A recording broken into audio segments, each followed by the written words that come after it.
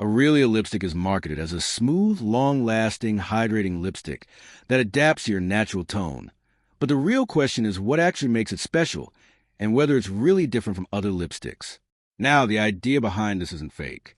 Many modern lipsticks focus on hydration, smooth application, and natural-looking color. That's standard in the beauty industry. However, here's the key point. Areliaa doesn't appear to introduce anything truly new. It mainly repackages common features with strong marketing. What it actually does well: smooth application. Many users say it glides on easily and feels comfortable on the lips. Natural-looking finish. Colors are described as blending well with different skin tones, giving a subtle everyday look. Where it falls short, not very unique.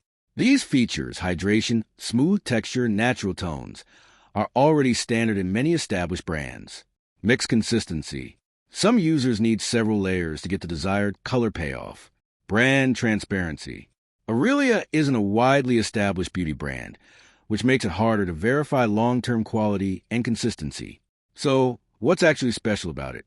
Short answer: not much. It's a decent everyday lipstick, but its special features are mostly basic lipstick quality presented as something new. Bottom line, Areliaa Lipstick isn't a scam, but it's not revolutionary either.